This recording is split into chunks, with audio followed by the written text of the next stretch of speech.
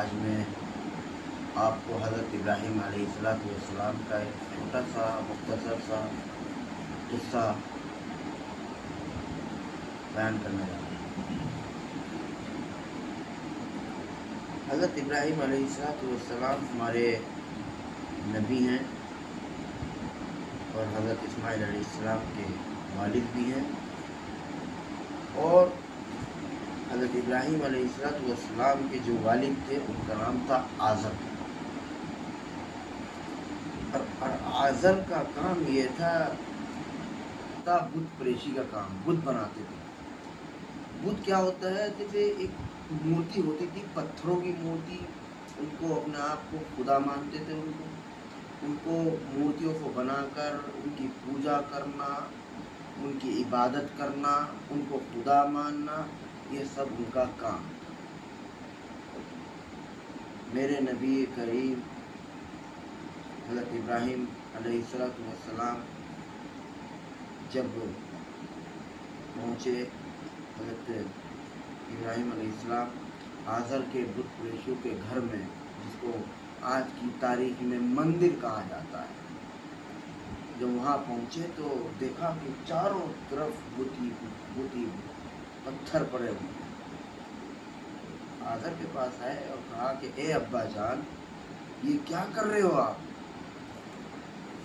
کہ یہ ہمارے خدا ہیں، یہ ہمارے پروردگار ہیں، اور ہم انہی سے کھانا مانگتے ہیں، انہی سے ہم عبادت کرتے ہیں، یہ ہماری مانگیں پوچھتے ہیں۔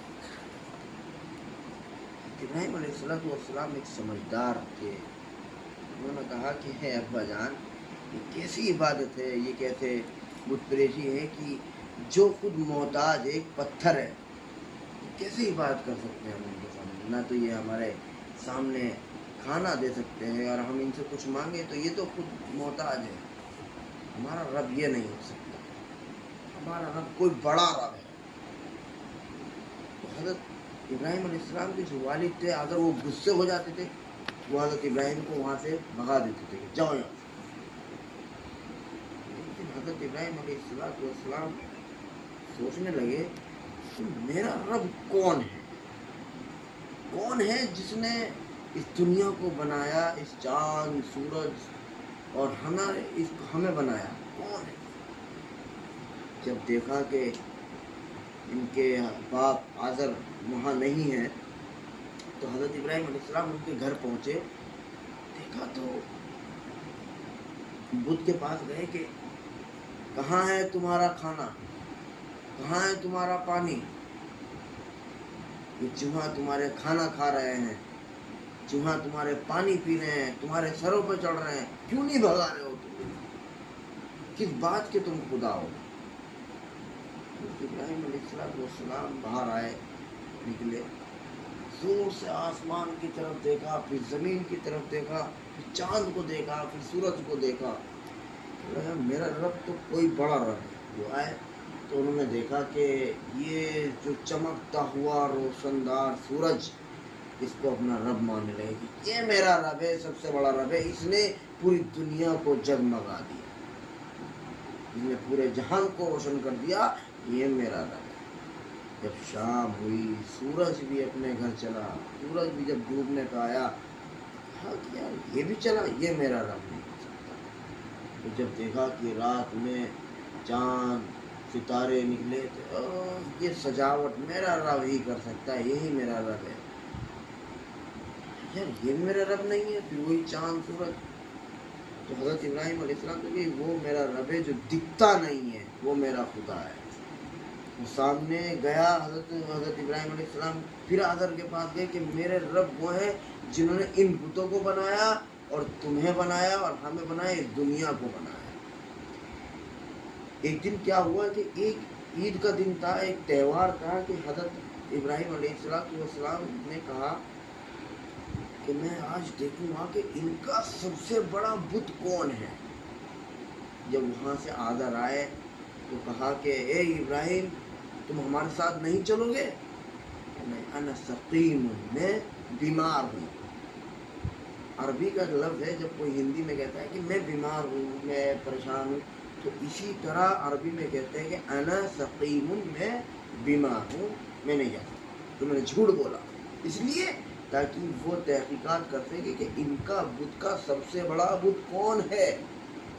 جب حضرت چلے تو حضرت ابراہیم علیہ السلام دیکھا کہ وہاں کوئی نہیں، جب پہنچے تو وہاں جو سب سے بڑا کتا کلاڑی اٹھائے، اس کی گردن کاٹ دی، توڑ دی، کہا کہ اب اپنی مدد کرو، وہاں کچھ ہے ہی نہیں۔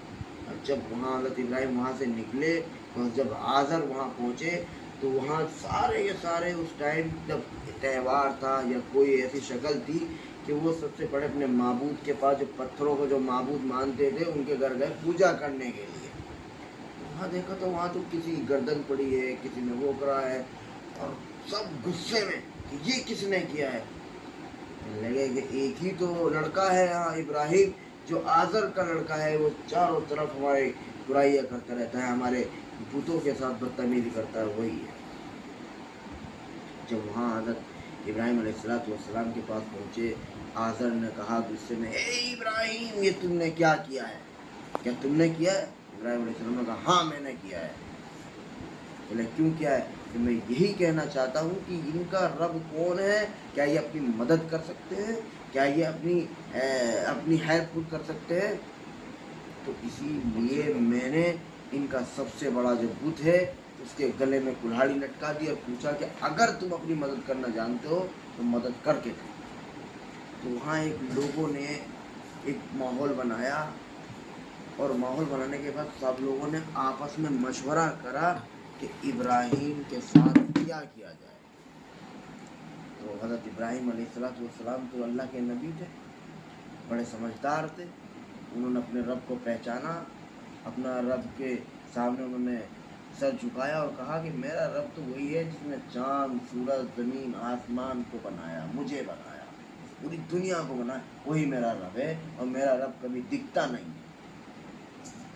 لوگوں نے کہا یار ابراہیم کو کنویں میں پھینک دیا جائے، بہت سے لوگ ہیں کہ ابراہیم کو تو جلا دیا جائے، بہت سے لوگ آتے ہیں کہ ابراہیم کو تو بے دخل کر دیا جائے۔ سب لوگوں کو مشورہ ہوا تو کہتے ہیں کہ ابراہیم کو جلا دیا جائے، ایک گول دائرہ بنایا اور ابراہیم کو اس میں کھڑا کر دیا۔ لیکن ابراہیم تو اللہ کے نبی تھے، اور جب نبی تھے تو بھائی اللہ تو خدا ہے، بغیر خدا کے کچھ چیز ہو نہیں سکتی۔ آگ کو جلا دیا اور ابراہیم کو کھڑا کر دیا اور کہہ دیا کہ اے آگ، ابراہیم کو بھون دے، ختم کر دے، اس نے ہمارے معبودوں کے ساتھ چلایا۔ لیکن اللہ کا فرمان آتا ہے یا نار کونی بردا وسلام علی ابراہیم، اے آگ ٹھنڈی ہو جا اور ابراہیم علیہ السلام کے لیے سلام کی بن۔ آگے یار وہ تو خدا کے آگے تو چل ہی نہیں سکتی، کیونکہ وہ بھی تو محتاج ہے۔ میرے رب کے سامنے کوئی نہیں ٹک سکتا ہے، کہیں بڑا مائیکل آ۔ اللہ کا فرمان آتا ہے کہ اے ابراہیم نکل جائے اس آگ سے۔ ابراہیم علیہ السلام جب آئے تو لوگ دنگ رہ گئے کہ یار ابراہیم تو ایسے کھڑے ہیں جیسے کچھ ہو ہی نہیں رہا ہو، کیسے؟ لیکن اللہ اپنے نبی کو ہر طریقے سے ہیلپ کر رہا تھا، مدد کر رہا تھا۔ اوپر سے فرمانا کہ آپ ٹھنڈی ہو جا اور سلام کی بن جائے، گلدستہ بن گئی۔ ابراہیم نکلے گئے، پھر بعد میں اللہ کا حکم آتا کہ اے ابراہیم تمہارے پاس کیا ہے؟ کہ میرے پاس میرے بچے ہیں، میری بیوی ہے، میں ہوں۔ اللہ جاؤ اور مکہ کی طرف روانہ ہو۔ علیہ السلام بغیر کسی پوچھ پاچھ کے اللہ کے حکم سے چل پڑے۔ جب وہاں دیکھا تو نہ کھانا، نہ پانی، نہ کچھ بھی نہیں تھا، صرف میدان ہی میدان پڑا ہوا ہے۔ تو حضرت ابراہیم علیہ السلام اللہ کے حکم سے اپنے بیوی بچوں کو چھوڑ کر واپس آ گئے، اس کو حضرت ہاجرہ کو اور حضرت اسماعیل علیہ السلام۔ جب وہ حضرت ابراہیم علیہ السلام پریشان کہ میں اپنے بیوی بچوں کو چھوڑ کے جا رہا ہوں، آگے پیچھے کچھ نہیں ہے، لیکن کیا ہے، میرے اللہ کا حکم ہے، میرے اللہ میرے ساتھ ہے، اس وجہ سے کہ انہوں نے اللہ پہ یقین کرا، اپنے خدا پہ یقین کرا اور نکل پڑے۔ جب حضرت ہاجرہ نے دیکھا کہ یہاں تو پانی بھی نہیں ہے، انہوں نے آسمان کی اور دیکھا، یعنی آسمان کی طرف دیکھا اور کہا کہ کہیں ایسا تو نہیں ہے کہ پرندے منڈرا رہے ہیں، اڑ رہے ہوں. کس وجہ سے؟